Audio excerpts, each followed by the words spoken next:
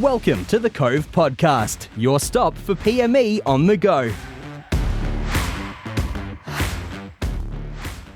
Good morning, ladies and gentlemen. Welcome back to the Cove Podcast. I'm Captain Todd Lempe, your regular host. On today's episode, we're going to talk about, go back to the Pacific. Obviously, we've done a number of episodes on the Pacific. We're going to skip forward a little bit to draw out some of the lessons learnt from littoral operations during World War II. My guest is Dr. Tom Richardson PhD. He's a senior lecturer at the University of New South Wales at Canberra. He is a military historian with a focus on counterinsurgency and peacekeeping and the Australian Army post-1945. Welcome to the podcast. Thanks for having me. Awesome. I suppose we're going to talk about history. So we're going back. We've done Sparrow Force in East Timor, Lark Force in Rabaul. We've talked about Milne Bay and the turning point in the Pacific. We're going to skip forward a little bit in this episode, but before we get into the meaty content with 9 Division and sort of the Huon Peninsula, can we come back to, I suppose, why and the conclusion of the article that you read that you wrote that I've read? Why history before we start solving these future land warfare sort of problems? That's a great question. And I actually had a master's student sort of complaining to me about this the other day. Is that because they want to get into the meaty, like... they're basically, you talked about too much history and you didn't talk enough about drones. Yeah, that was exactly it. Good, yeah, good. And there's some validity to that, right? Because history is, nothing a historian loves more than saying, someone says, oh, this is a new problem, and you say, no, actually, like in COVID, right? And everyone's, oh, we've never had a pandemic like it. And we're like, oh, well, actually, in 1919, there was the Spanish flu. But history is a study of change. So there is some validity in saying, well, drones will change stuff. But there is continuity as well.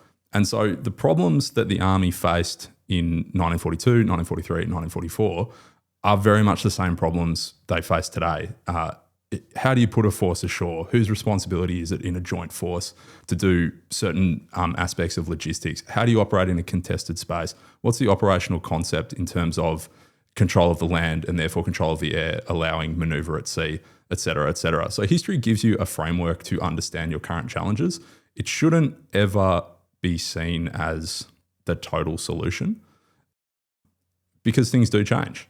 But as I said, there's that continuity. It does give you that framework. And it should also, I often think of this example when I was starting out as a military historian. Chris Roberts, retired brigadier, SAS troop commander in Vietnam, and total military history nut. And he gave the example, he's in Vietnam, he gets tasked to go and destroy a bridge in a front communist rear area. And he's told his patrol is walking in.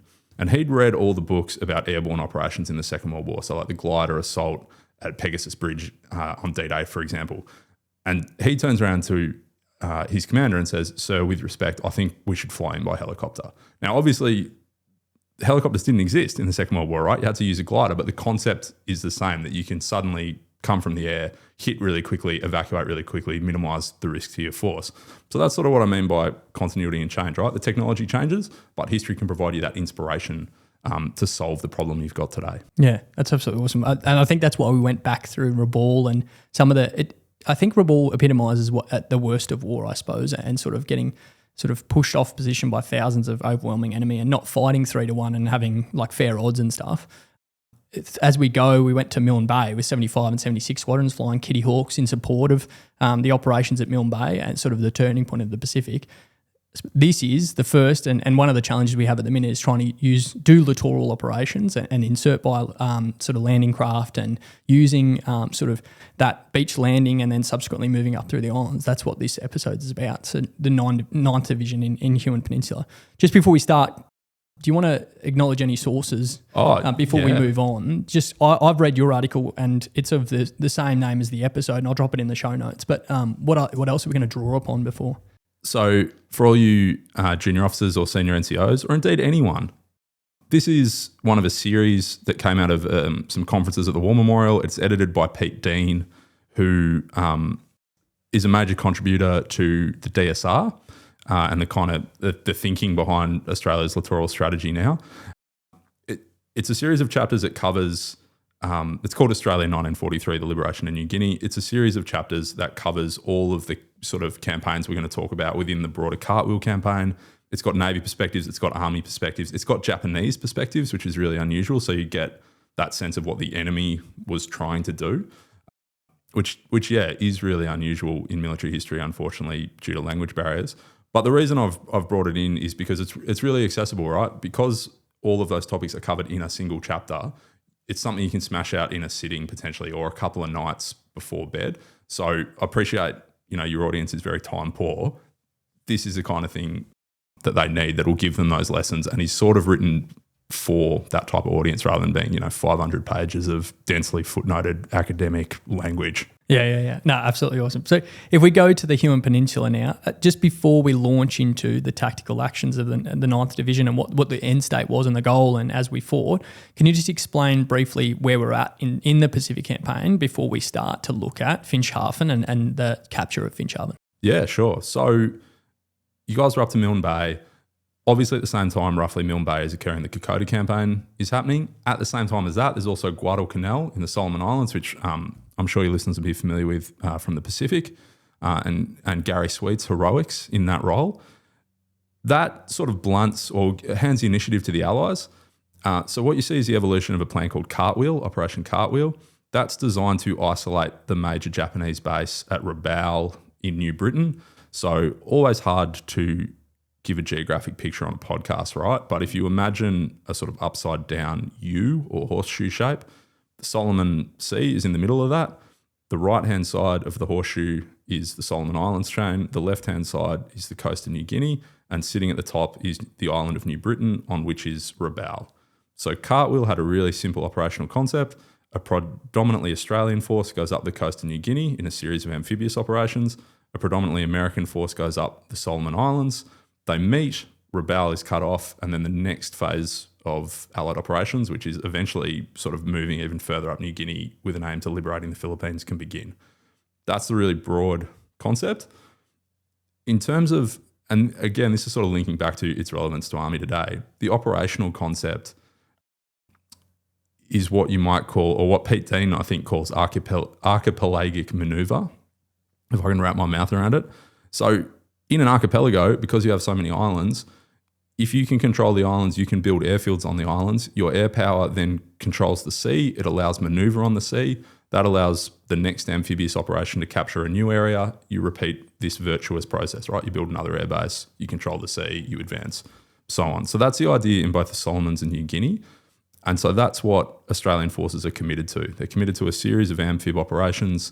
First of all, targeting the major Japanese base on New Guinea, which is at Lae, Operation Postern. And there's been a few books have come out about that recently, so I imagine some of your listeners have read up on that. What we're going to talk about, the Huon Peninsula, comes next. It actually, a week after Lae falls, 9th Div's 1st Brigade goes ashore. So that's a brigade-sized amphibious operation planned and executed in a week, which is pretty hard to believe. Yeah, absolutely. The advantage of capturing first Finschhafen at the bottom of the peninsula and then the peninsula as a whole is it's opposite that island of New Britain. So once you control that strait, you can then exploit onto New Britain to help isolate Rabaul, but also you can then move further up the coast of New Guinea to actually link up with Australian forces that are coming up the Markham and Ramu valleys. So again, I'm sure you would remember Shaggy Ridge, right? Yeah, immortalised for all Duntroon graduates. Yeah, that's right. And in a sense, they're a study in contrast, right? Those two campaigns. Our image of the war in New Guinea, it's Kokoda, but it's also Shaggy Ridge. It's these, incredible jungle backdrops and infantry kind of living off whatever comes from the sky in airdrops. The Huon Peninsula is very different, as we'll discuss, because of its proximity to the littoral means that Australia can generate, or the 9th Div can generate a lot more combat power. So that's the broad scheme. Yeah. So and Lae gets sort of obviously taken. We're talking about 1 week after doing a brigade-size insertion onto Finschhafen, and I will apologise for my pronunciation, Dutch, German. Both before we get through the story, because there's going to be people like, you are murdering another language. But so a week after Lae falls, or is taken by the Allies, we then move in as the first tactical action, the brigade from 9th Division. If we come back a step, who's in charge of 9 Division now? Because I think that's a link to other episodes we've had before. Yeah, so General Wooten, who Yeah, an amazing character. Obviously had been the commander of the 18th Brigade. General Leslie Morset had been commander of the 9th Div, and he'd taken them through to Brook and El Alamein. He'd been bumped upstairs. Eventually to Corps Command, there might have been an interim position there, and Wooten gets 9th Div. What I didn't tell you pre-recording is essentially the first thing I ever produced as a historian was a paper for the War Memorial on the Battle of Djerabub, which is Australia's first land action in the Second World War. Djerabub's a little town on the Egyptian-Libyan border, and that was done by the 18th Brigade, and Wooten was in charge. And it's one of those, not a turning point, but it's interesting. He was initially given a battalion command, right? And physically not the fittest guy going around. And the concern was, we don't think this guy's too old and too heavy for the rigours of battalion command. But rather than push him off to some other role, he gets the 18th Brigade, and that proves remarkable because he turns into one of Australia's most effective commanders. I think for the link for the episode, we talked about the 18th Brigade in Milne Bay fighting there, and then subsequently we haven't touched on it, but Bunagona. Yes. He then commands again at Bunagona up to the north. What we did talk about in Milne Bay was Hargo tanks and the first couple of tanks on the battlefield in the Pacific. We go up to Bunagona, and there's we learn a lot about tanks and using combined arms warfare. That episode's going to touch on this, but we're fast forwarding. So now Wooten is in charge of 9 Div. That first tactical action of the brigade assault onto the beach, how does that go? Pretty well. I think it's worth emphasising kind of our popular image of amphibious warfare in the Second World War is those photos from D-Day in Europe of, LSTs and LCTs and stuff stretching out to the horizon and these huge fleets, but also, Saving Private Ryan, like these assaults onto these densely defended beaches. And potentially even that's our image of the Pacific as well with, popular media out of Iwo Jima, etc. It wasn't like that, right? The beach wasn't heavily defended. The brigade is able to get ashore. The issue is the amphibs don't want to stick around, and there's still a significant Japanese air threat. So the struggle becomes getting ashore, getting men into the jungle, getting everything off the landing ships before a major Japanese threat arrives. When that threat does arrive, it inflicts some heavy losses on men still in the landing craft, and the American amphibs leave. They're sort of saying, we don't want to stick around for this. From the 9th Div perspective, they're basically like, you cowards. They take all of the Owen gun ammunition, for example. Yeah, so they insert, thinking that there's going to be follow-on resupply for ammunition, or the first initial supply of ammunition and the like, and it's just cut off before that point. Yeah, they just leave. Yeah. But to be fair to them, there's not a lot of amphibs in the South Pacific, and the entirety of Cartwheel relies on these precious assets being maintained. And so from an American's perspective, both from the US Navy but also Douglas MacArthur as theatre commander, he doesn't want to risk these things any more than he has to. So there is pressure from above to clear the beach as quickly as possible and preserve these assets rather than provide maximum support to 20th Brigade. But that is this sort of sudden harsh reality, right? The logistics support gets cut off, sort of disappears. There is still, as I touched on in the piece, some small craft.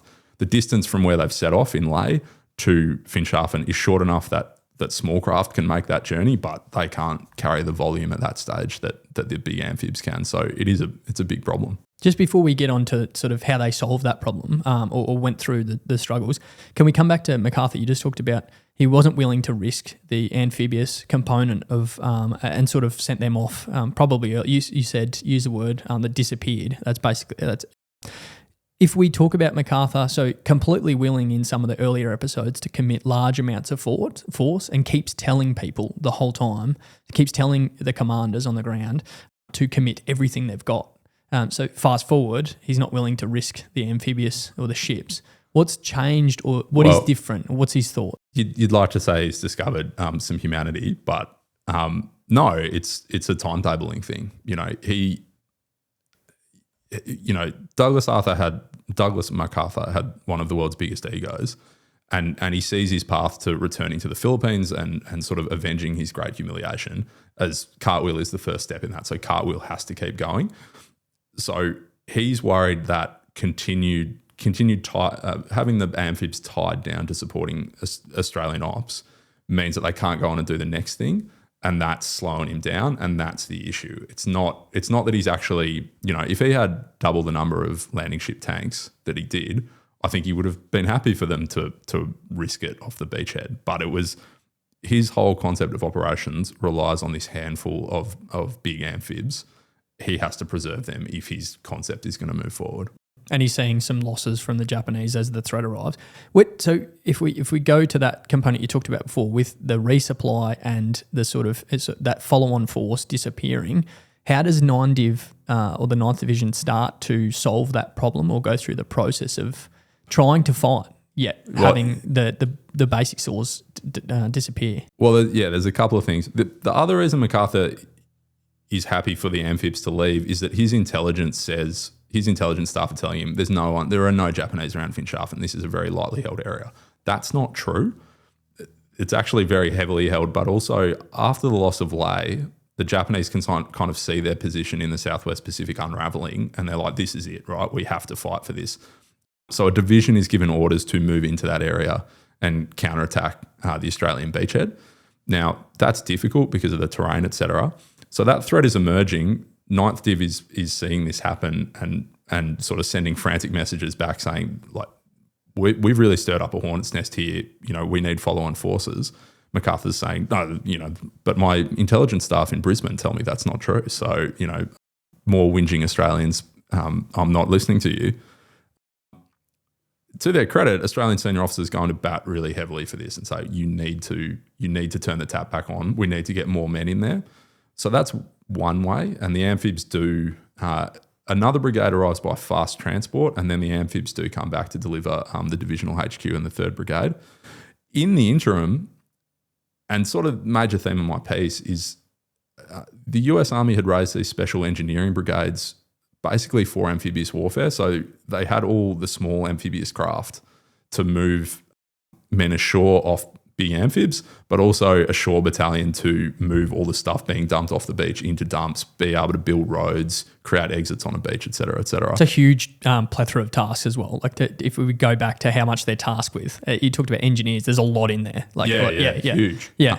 And it's sort of testament to like the sheer industrial might of the United States. They're like, we've got absolutely no problem in raising this massive unit, stocking it with construction equipment, stocking it with small boats, and just letting it rip on the beach. Like a kind of capability the Australian Army certainly didn't have at the time, but I don't think any other country had.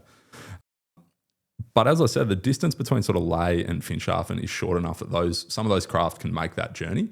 And so the Australians start using those small craft as well as a type of lifeline, both to move supplies in, but also the perennial problem of jungle warfare of getting the wounded out. Yeah.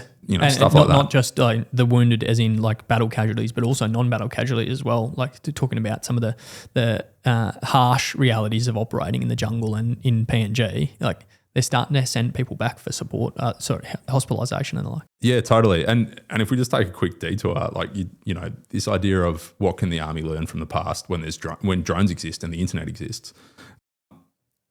I did 2 years as the researcher on the Timor official history and about Interfet. And again, one of the really interesting things that emerges is the Australian Army and government spend so much time and money figuring out how to counteract malaria in New Guinea between 1942 and 1945 because it immobilises far more Australian servicemen than Japanese action, for example. Like it is a huge problem. Get to Vietnam and the Southeast Asian deployments in the 60s and 50s. Doing really well, right? Really low malarial rates, have sort of figured out the combination of steps and the disciplines necessary. Then don't go overseas for 25 years and certainly not in a tropical environment between 1975 and 1999. Go back to Timor, have forgotten all those lessons.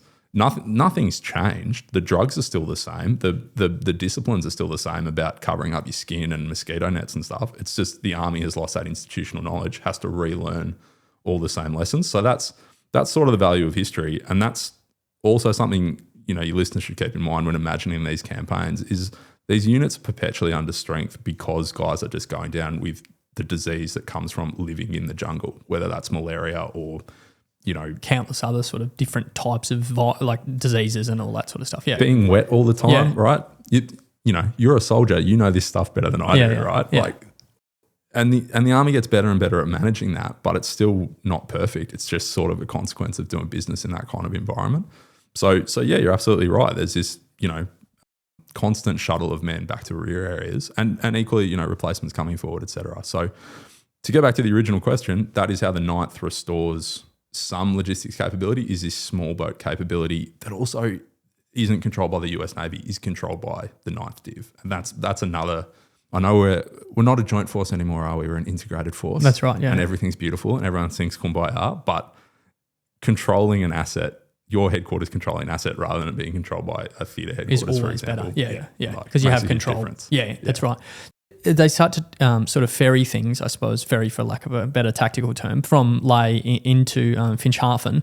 Do the tactics sort of develop as they start to go by protecting themselves as the threat increases, despite General Headquarters back in Brisbane saying that there's no Japanese threats? If we come back to those small craft moving, are the tactics sort of developing? Are they using sort of getting really close to the coastline, using smaller boats? What's the sort of, what do they go through in terms of organisational learning? Well, I think it's always the same boats, but certainly like moving closer to the coast. And that's partly a tactical thing. It's also partly a weather thing. Even most of the boats in a engineering special brigade are Higgins boats, LCVPs. So, again, what Tom Hanks rode into the beach on Saving Private Ryan. Yeah. And one of the bits of feedback the Australians give post-op is like, really, this thing is too small to deal with the kind of, like any kind of sea state. So yes, it's fine getting from an LST to a beach in Europe. And even then, like famously, everyone was incredibly seasick on D-Day. But even moving around sort of like having to go outside a reef, for example, in the tropics, any kind of sea state, it became really dicey. So moving as close as possible to the coast, but that has the additional advantage of making them harder to attack from air, harder to detect, harder to attack. They also found that Japanese pilots just naturally gravitated towards bigger vessels. So even though they are these incredibly slow, incredibly vulnerable small craft, they didn't actually get attacked that often just because, the Japanese pilots didn't appear to be looking for them or had their attention taken elsewhere. So do you think that's the same? We've had a couple episodes about the proliferation of sensors and like how far back we can see from that. We're getting it forward, but like from the forward line of own robots, as the CO1 Armoured said, 40 kilometres back, it's really busy. Is that part of it? The fact that the flooding an area with a lot of smaller craft and making it busy makes it targeting far more difficult to work out what you should and shouldn't be hitting? Yeah, I think so. And also, kind of as an extension of that, just the sheer fact, like again, losing a landing ship tank was a big deal. Losing a single LCVP when this brigade had over 100 of them, and you can build them in the Ford factory in Brisbane or Geelong, whereas an LST has to be built on the East Coast and then go West Coast and go across the entire Pacific. It's not as big a deal to lose one. Like obviously there's a human cost, but from an operational capability point of view.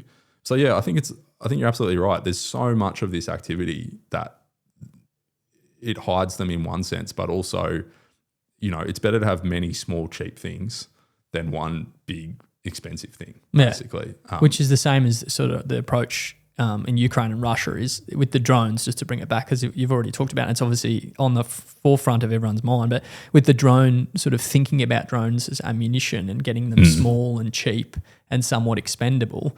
If we come back to sort of this craft, like you talked about where they can be built, that being factories, civilian factories in Australia, and then not having to do large transit to get to the operating environment. It's a big shift in like sort of, I think we're thinking along the same lines with drones as we are with landing craft, like we're talking about. Yeah, totally. And again, you guys, you would have better appreciation of this than me, but like the distances we're talking about are vast, right? It takes 3 times longer in the Second World War for something to get to the Pacific theatre from the US than it does from the US to Europe. So in the end, one of the most valuable contributions Australia makes to the Allied war effort in the Pacific is canned pineapple and 303 rounds, because it makes more sense to make that in Australia and then take it forward rather than consume the shipping, bringing it from across the Pacific. So anything you can do here and do it cheaply and make it expendable and easy to move, that's just good, right? It's not like the war sort of turned on that, but it made Allied operations a lot more effective. I suppose that's so we've got a taster of littoral. We've got a sort of hints at changing the way we fight and the way 9div goes about the conduct. So tasked with capturing Finschhafen, what enemy forces on that town, now that we've got Ley and we're subsequently moving forward, what is the 9div sort of about to encounter? There's a Japanese division and it's getting bigger. But to take it back a step, I think, as we're about to sort of talk about how the actual campaign unfolds, one of the things that I think is really fascinating about Finschhafen, and again, like it was a focus of the article, is because it's close to the littoral, 9th Div is able to generate a combined arms fight and a huge amount of combat power in a way that we don't typically associate with New Guinea. So its final assault on the Saddleberg feature, and we'll talk more about that, but that is the high ground that dominates the beachhead, etc. It's led by Matilda tanks. An entire field regiment is firing on the objective as Australian forces move up. The Matilda's arrival is covered by multiple launch rocket systems. Like, these are not things that we associate with the war in New Guinea, right? We've all heard the stories of Kokoda where the single Japanese field gun was a decisive advantage. 9th Div had come from North Africa. It had learnt some really hard lessons about combined arms warfare and what happens when you don't fight in a combined arms way. And so it was able to use the fact that it could move tanks by sea, didn't always have to be by land. It could move guns. It could get more ammunition. It could get more fuel by using these small craft in the littoral. Rather than, to be fair, the 7th Div slogging up the valleys dependent on native carriers and air supply couldn't fight like that. But 9th Div could, and it chose to. And again, the relevance of that to Army, like we all know the battle within Army, right? Or the problem that Army has been grappling with. It needs to generate combat power in the close-in fight. It's come up with ideas about how it's going to do that.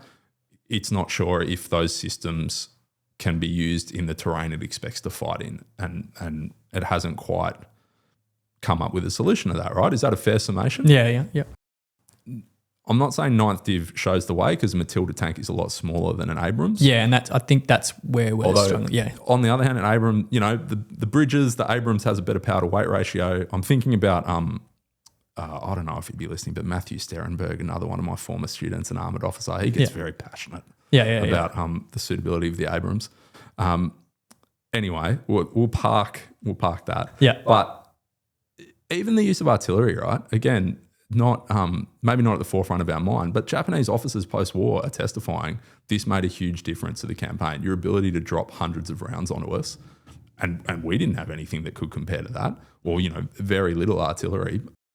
That made a big difference. That was one of the things that swung the fight in the Australian favour. So I think it's something for your listeners to have in mind as we go through this is 9 Div is able to generate much more combat power than you would expect, perhaps, operating in this environment, and it does it because it embraces the littoral and it embraces small craft in the littoral. Yeah. So these small craft, are they carrying like one gun, one tank at a time type thing? How large are we? Yeah. So we're talking about like single assets going forward and trying to reinforce. So is the clearance then, or the capture of Finschhafen, is it quite quick, or how does it sort of? So the rough outline of the campaign, the brigade takes the town itself. The high ground is above it. Which is Saddleberg that's talking about before. Which is Saddleberg. It's at this point that the Japanese counterattack starts to develop. So the division, the 1st Brigade lands in sort of mid-September. The Japanese counterattack starts mid-October. Japanese operational security is terrible. 9th Div has captured an operational order. It knows when the attack is coming. Because of the difficulty in the terrain and, Japanese logistic weakness, essentially, the attack also doesn't start at any one point. Units kind of kick off at different times. There's interesting historical parallel there with the Tet Offensive, actually, where all these different communist units in Vietnam start at slightly different times and sort of give the game away. Anyway, another war for another podcast. Yeah. So the counterattack, there are some hairy moments, right? And again, like an interesting nugget, there's actually an amphibious attack on the Australian beachhead. So a Japanese force on barges comes puttering around a headland and attacks Scarlet Beach, and is actually driven off by anti-tank gun fire. So this system that is totally, well, not totally, you did a podcast on Milne Bay, fighting Japanese tanks, but, has limited utility in a jungle setting. So it's been set up for beach defense, and suddenly it finds itself destroying enemy landing craft very successfully. But that's the end of the Japanese counterattack. You then see, this attack onto the high ground, secure the high ground. They do that. And again, this, you read accounts of this attack on Saddleberg, and there's actually some great footage. I'll send it to you so I can put it in the show notes. But you can see the Matildas, the Japanese do not have a weapon that can hurt the Matildas. And so, normally camera footage from the Second World War, it's a step behind the front line. This guy is, there's a Matilda in front, and then there's a platoon hugging that Matilda, and then there's a cameraman. So you get a real sense of how they are slowly working up this mountain, but the decisive tactical advantage the Matildas give. Having said that, there are some peaks that require, Matildas can't make it up. They require infantry assault. But you read accounts, and it's like Hamel in 1918, right? This beautifully orchestrated set-piece combined arms battle. It succeeds. The Japanese sort of go, we have lost this battle. We need to start withdrawing. And the Australians are able to follow them up around the coast of the peninsula and eventually link up with 7th Div and whatever the militia div is as well that takes over, coming up the Markham and Ramu valleys and complete the operation basically. And actually that's sort of the end of not just that bit of Cartwheel, but Australian involvement in that part of New Guinea for a considerable time. And the army goes back to Queensland to prepare for the final campaigns. So it's that sequence. It's sort of landing, counterattack, take the high ground, exploitation operation around the coast. And around the coast, around the Huon Peninsula, you're still talking about sort of using littoral craft to advance forward. Yeah, hugely. So it's led by tanks, right? And so sometimes, again, great photos on the War Memorial website, you can see Matildas pulling and tractors pulling Matildas out of bogs and all this kind of stuff. But it is always a combined arms effort to take out these Japanese rearguard strong points. Again, LCMs, landing craft medium, so I think a brigade has like a dozen of them or something. Mm-hmm. They're really useful in getting these tanks, getting these guns forward when, there's a bit of road that's impassable or something like that. But also, like just the logistics, supplying ammunition, et cetera. And so that makes, again, against the retreating opposition, but one that is still fighting really hard, it makes this campaign really straightforward where, again, the Australians can just generate so much more combat power in every engagement than the Japanese. Yeah, and you talked about logistics before. Are they able to maintain it? So you talked about them getting and seizing Finschhafen and then subsequently looking and shifting tack to the high ground, that being Saddleberg. Are they able to sustain that rate of offensive support and tanks, the rounds that they need and everything the whole time, or are they sort of lulls in the... I think they are for the attack on the high ground. And again, like it's very hard fighting. It's where Tom Derrick is awarded the VC. Yeah. But certainly on the exploitation, there is a problem. They don't have enough landing craft. And so you get to a point, you have to do ferry runs while you're stopped at a point, and then you begin the advance again. But I think on the high ground, they are able to end Japanese resistance quickly enough that logistics doesn't become a major issue. I mean, it's always a major issue in the Pacific, right? But it doesn't become a crippling issue. Because they can supplement it with that sort of landing crafting rather than relying on sort of ground lines of communication. Well, they're having to get it up the mountain, right? But they're close enough, again, to the beachheads that, again, compared to Kokoda or the Markham Valley, it's a much easier operation. That's awesome. So the advance, using littoral to resupply, keeping up the pace and using offensive support the entire time to cover sort of advances and preparatory fires and stuff. With the Matildas, you talked back about the difference between using Matildas versus now M1A2s or Abrams tanks. So we're used to probably training and doing tactical exercises without troops in open ground in these large training areas and sort of being able to jockey off features and stuff. I imagine the Matildas, as they advance from Finschhafen up Saddleberg, are not able to conduct as much manoeuvre as we probably are used to when we're training. How does it go with like dense vegetation, using tanks, and sort of trying to get that combined arms effect?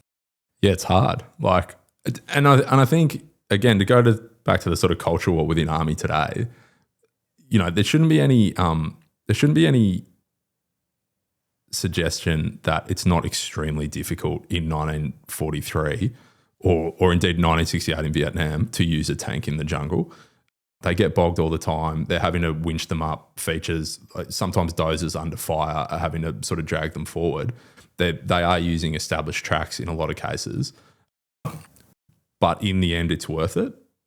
So yeah, I think that point about the army, because I've seen this raised elsewhere, here is the terrain we plan to fight in. Here is Townsville.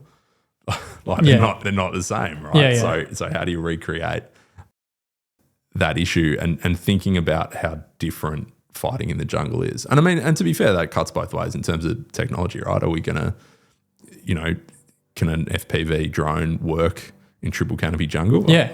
I don't know, but and what, not so much, that is one question, whether it can or can't work, but what opportunities are also available from canopy in terms of retransmission with drones and stuff like that? Definitely we'll talk about that in a separate episode, but they're sort of toying with those. It's difficult. It's not the training areas we're used to operating in. And so these Matildas are sort of having to still negotiate really dense terrain and going up tracks and being sort of recovered and stuff as they go. Yeah, really tough. And again, like you'll be able to see that in the footage is it's incredibly slow going. But in a sense that sort of suits the battle that 9th Div is fighting. Like it is this methodical action. It has to be against this enemy who is heavily entrenched in dense terrain and is fanatical, right? He's not going to give up, has to be destroyed in place. So, I mean, again, like there is a downside to it, but that is how they did it. So if we reverse it, and I suppose everything we're trying to do, the enemy is trying to do as well on the opposite side. Can we talk about, you talked about the Japanese sort of fighting really hard, but not sort of regressing back. Can we talk about how the Japanese went about, whether they were as successful with combined arms effect? You hinted at it being no before, but then also are they using landing craft to try to resupply and reinforce? How is the Japanese going about fighting this fight and defending Finschhafen and Saddleberg? Yeah, so there's a couple of things, right? They try and build an overland road, and there's a great quote I have in the article, but it's something like, this Japanese officer just in exasperation, like this is what happens when you try and fight Mother Nature with picks and shovels. Like we do not have the industrial capacity, the heavy equipment to actually build something over land. So they start moving by sea. The problem is that as they're doing this, they've already lost essentially air superiority by this stage. And again, that goes back to like that littoral concept of manoeuvre. All of these Allied air bases had been built in newly captured areas, like particularly around Lae, etc. Means you can dominate the sea area, certainly in daytime. So what you see is these barges moving along the coast at night time within the reef, if possible. Because charting, I imagine like there's no charts or anything for like, so some of these, depending on the ship, the draft is like, they're not as, some aren't as shallow, like can't operate in shallow water. No. So these are, and what the Americans discover in particular is these are flat bottomed. So their primary sort of predator patrol torpedo boats, PT boats, which are designed, as their name suggests, to fire torpedoes into much bigger ships. And the Americans discovered during the Guadalcanal campaign that torpedoes just run under these things because they have no draft. So they start sticking like 37 millimeter anti-tank cannons on their PT boats in these makeshift mounts and 40 millimeter Bofors, because that's the way you kill a barge. And then the second problem they have is they do have a bit of draft and they keep running into these reefs, right? And anyone who's been in the Pacific knows it's the offshore reef and then the inshore area, and it's in that inshore area the Japanese are moving. So their supplies are moving on these barges inshore. The soldiers are walking on tracks, and they're able to camouflage themselves enough that interdiction is not terribly successful. Barge interdiction becomes more successful essentially when the US Navy tells its skippers, we will not be mad if you put your patrol boat onto a reef, because we understand now that is just the danger of doing things. And they succeed in really cutting off Japanese traffic. And as a result, the soldiers are incredibly poorly supported. Even if they hadn't been, though, there's just not enough barges that they can generate anything like the combat power that the Allies can, that the Australians can. So they're fighting an infantry fight. The Australians are fighting a combined arms fight. They lose. And I think it's an interesting, the ability to interdict that, again, like we talked about small, cheap, disposable, the solution to the enemy's small, cheap, disposable craft is small, cheap, disposable PT boats. Like they have a service life of 2 years. Then, not in the sense that like an average of when they get destroyed in combat. Yeah, they are only watching meant to them last. Degrade as you've like sailed them. Yeah, exactly. Yeah. So these things, but they're built in like by guys who normally build yachts for rich people in Boston or whatever, and shipped across country. easy to maintain in the field. So they don't have to go back to a big port. You can just do it in a local bay with a tender. And their campaign really destroys Japanese logistics in the Huon. And again, I put it in the article, but by the end of the campaign, the Australians are like, as happens so often in the Pacific, the Australians are just finding these Japanese field hospitals abandoned, full of people, guys who've died of starvation, wounded who haven't been able to be evacuated. No one's got the strength to bury a body, so it's just this, incredible health hazard, really distressing sight for the Australians who find it, but this sort of brutal testament to how effective the destruction of Japanese logistics has been. I think that's both sides now, and the ninth. So I suppose we've gone through the 9th Division infill into Finschhafen, and then subsequent clearance up onto Saddleberg, and then sort of coming around the peninsula sort of thing. So if we come back to, I suppose, lessons learnt from you've weaved a number in, but if you were to go through sort of 3 or 4 sort of big ticket items that we can learn from Finschhafen and the Huon Peninsula, what would they be? Well, I think the first one, going back to what we talked about, the big amphibs are not going to stick around, right? Not in an era of, and we sort of, not in an era of standoff systems of drones. We traditionally say the threat to, a HMAS Adelaide has to come from another state, but we've seen with recent events that's not the case, right? Even a sub-state actor can potentially generate the kind of fires or kind of precision strike capability that could destroy a big amphib. So they're not going to stick around. And it's pushing them further and further off the coastline as well, because Navy can still achieve its tasks while being further and further off that sort of coastline. So that gap that amphibious gap is growing larger and larger, making it slightly more difficult to solve that problem, I suppose. Yeah, totally. And I think the solution to that, and Army's already sort of moving in this stage, right, with the landing craft it's planning to acquire, is there's got to be small ships that Army controls, or that, because again, I know we're a beautiful integrated force, but the headquarters ashore has to be able to control this capability. That's simplicity, though. That's still like one of the tenets of sort of how we fight wars, is make it simple, which is organic control. Yeah, totally. So, so I think that's one. The second thing is that fleet of small craft, the littoral. The way the littoral is framed in a lot of debates within Army, but also within sort of the Australian defence community more broadly, is that it is an obstacle to generating combat power. And that's true, but it is also potentially an advantage. Again, a Japanese force that did not have much littoral capacity and was trying to move overland generated very little combat power. The 9th Div, which had a tremendous littoral capacity, generated a huge amount of combat power. So there is that potential to see, and again, easy for me at a desk in Duntroon to say, it's fun getting an Abrams off a landing craft over a beach into the jungle in PNG. Yeah. But there is that potential, right? History says it is doable and it can give you the decisive advantage in combat. But also B, it doesn't have to be at a volume that you might think to give you that decisive edge. Finschhafen is not a great example of that. Somewhere like Vietnam, where a relatively small number of Australian tanks, even Timor and the use of ASLAVs, etc. Again, another pod. But yeah, you have that ability to generate combat power. I think the enemy will use the littoral as well as you, right? So... And they're probably going to struggle with the same things that we're struggling with. Yeah. Totally. Yeah. And, we won't name names, but the prime enemy number one, they're a lot further away from home than we are. Yeah. So their logistics are going to be more, although, you can't assume that, I guess. But, they'll struggle with the same issues. But also, I often come back to that image of Japan mounting an amphibious assault on an Australian beachhead. That can't have happened that many times in human history. Yeah. As it turns out, because the Australians are extremely well prepared, it's a threat that disappears in the space of a couple of hours. But it does make me think, you will both... It's not just going to be Australia manoeuvring against the target ashore, the Army manoeuvring against the target ashore, the ADF manoeuvring against the target ashore. It's going to be the ADF manoeuvring against a group also manoeuvring in the littoral. And so everything sort of has to be built around that.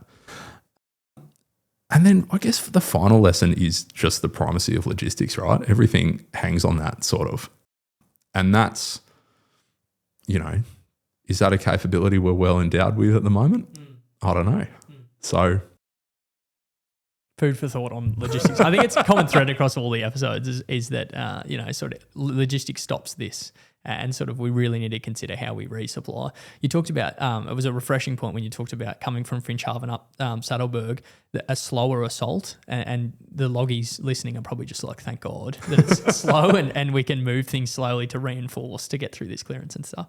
So that's the 9th Division, Huon Peninsula, first the capture of Finschhafen and then up to Saddleberg, despite my terrible pronunciation. I think we got through it.